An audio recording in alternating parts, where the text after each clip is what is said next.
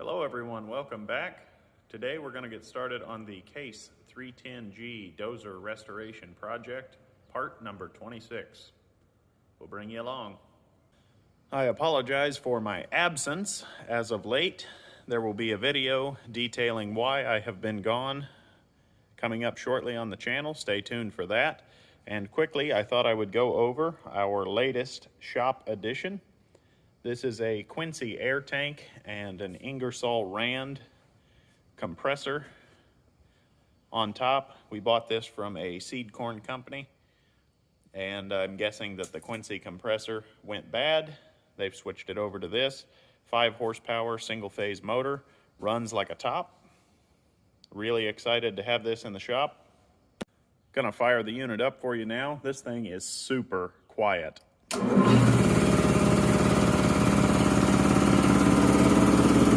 Very, very excited to have a proper compressor in the shop.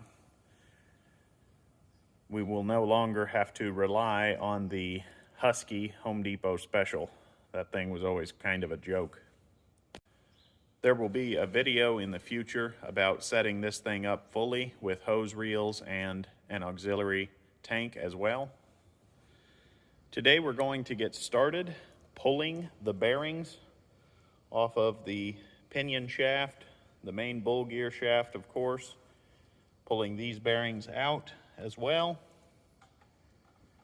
This is what I've chosen to use for these. I could have went and used a press, but I think these will be sufficient since we're just after pulling the bearings.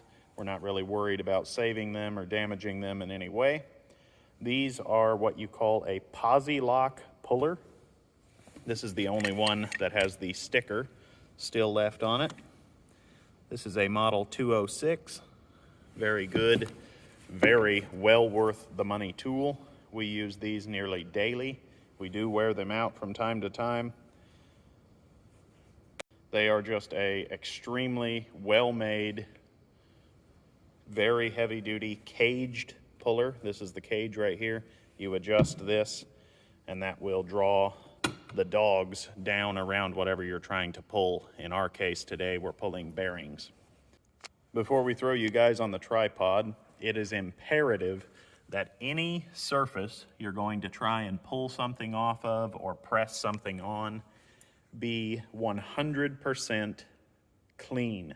I have seen people over the years explode bearings, break castings, you name it, because they are always trying to cheat and do something halfway all the time. And that does not work when you are working with tightly machined tolerances. Everything must be clean as possible before you start. We're gonna wire wheel this down on these splines here, and we'll bring you along.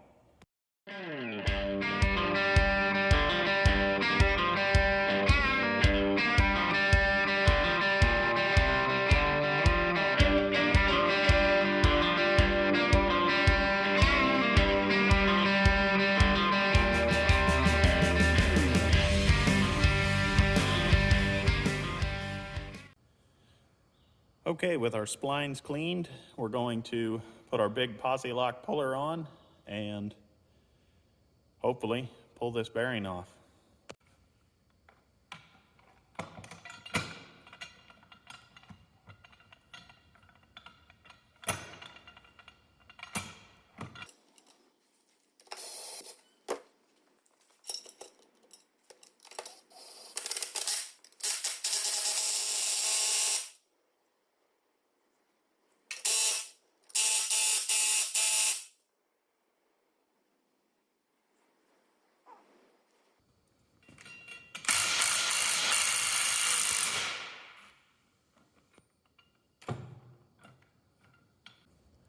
Okay, it appears that our front bearing is going to be a little bit more of a challenge.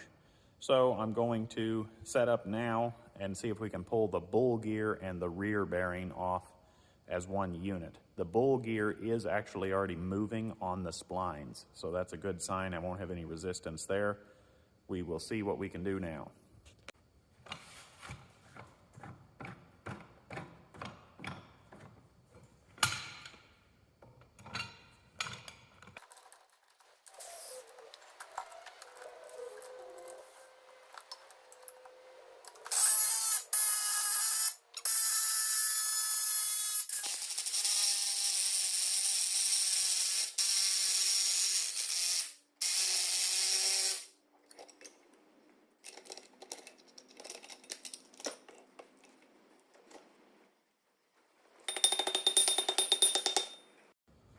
I wanted to stop and inspect everything instead of just applying force and potentially breaking something. And the bull gear is still able to be tapped right back onto the splines. It still is loose, so we are getting the bearing off. We're going to continue.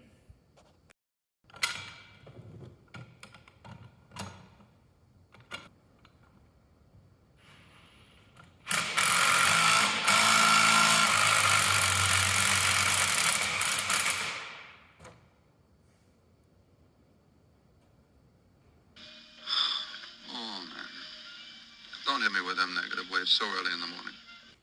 Well, guys, unfortunately, I saw the threads were getting a little weak on this puller, and I have the gray dust of destiny here. So, that's not a problem. These things happen. We use these pullers hard, very hard. I think I have pulled this bull gear just enough to tap it back and perhaps hook on with my 2-jaw and pull the bearing. Fingers crossed. We'll bring you along.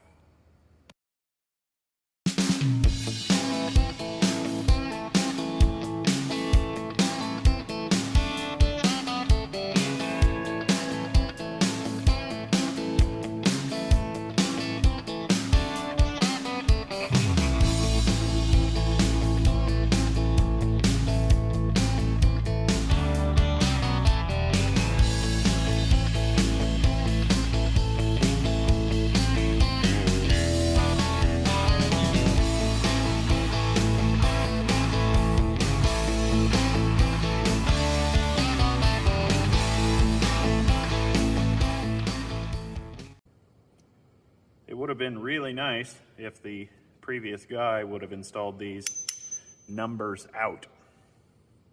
Then I wouldn't have had to take them apart before I ordered new bearings. That's all right though. We're here now. We've had some success with the Posi lock pullers. Unfortunately, the one we've used the most blew, but that's no issue. Those things happen. Let's take our large bull gear shaft and let's go see if we can throw this in the press at the main shop. And I need to go back anyway because I forgot my slide hammer for that girl right there. We've arrived here at the main shop. This is where we have our 30-ton press. We've had a unit just like this in the past, but it was well wore out, so we picked this one up off of Marketplace.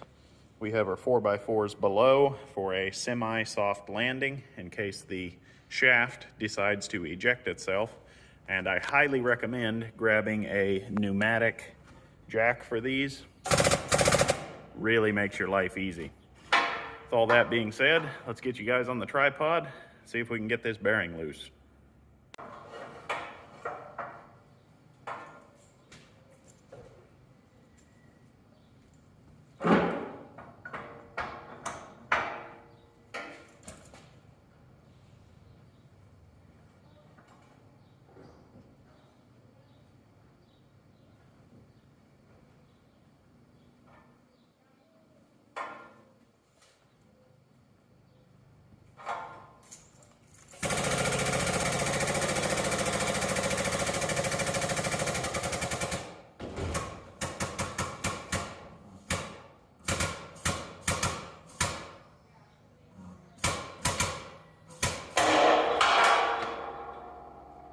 That'll scare you every time.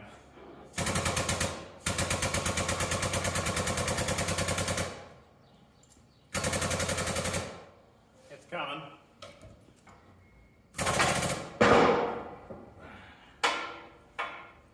We got it, guys. All right, let's get the slide hammer. Next thing on the docket for Charlie's shop, need us a good press. Have to start scouring Marketplace in the evenings. Pro tip, a lot of your big machine shops will have what they call a well below their large presses, but you can see that dent right there. That was my bearing mating surface crashing in there at Mach 7. really tears up stuff in a hurry if that's jumping off of steel or bouncing off of concrete. So, little pro tip there. Like I said, we're gonna grab the slide hammer and see if we can go pull that inner bearing out. Okay, our last bearing on the docket is this new departure. This is the same as the one that was on the front of the pinion gear. However, I want to pull this just to kind of make the video complete, and then off camera I will rinse and repeat all of these steps after I get some rebuild parts for our large puller there. All of the parts are available for those. This set I was actually recommended by old Chucky 2009, if anyone can remember him. He was kind of a little wacky, a little batty, but aren't we all? This is the exact set he recommended. I've ordered it from back when he used to have a channel, and it has worked extremely, extremely well. Not the most expensive thing in the world, but not the cheapest either. So we'll get that set up, and we'll see if we can slide hammer this bearing out.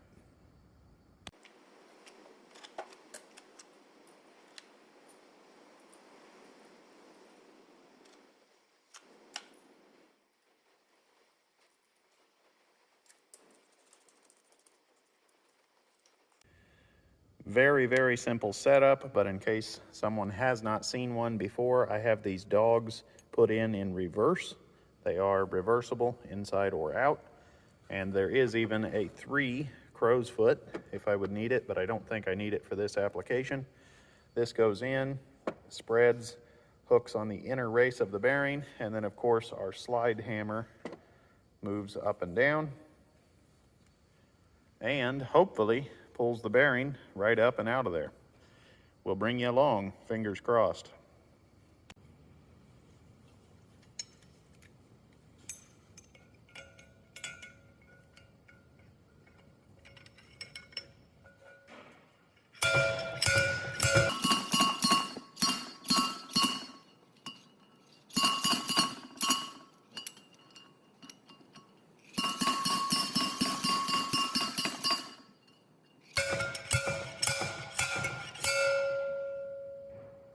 There we go, just like that. Our slide hammer worked flawlessly. It's one of those tools you don't need every day, but when you need it, you really need it. And it's like the shake weight, except for men. Alrighty guys, we have all of our bearings pulled. Everything looks to be in good shape. All of our bearing surfaces look to be excellent. So that's a good thing. Of course, we're going to replace the pinion. Our large bull gear splines, they look to be excellent. Bearing surfaces, excellent. I'm going to take pictures of all the bearings and talk to my bearing guys and get the bearings coming this way. I will rinse and repeat for the other final drive. All of those bearings still remain to be pulled. With all of that being said, I'm going to wrap the video right here. I'd like to thank everyone for watching. Please remember to like, comment, subscribe for more. Join us on our Facebook page. The link will be in the description below, and we'll see you next time.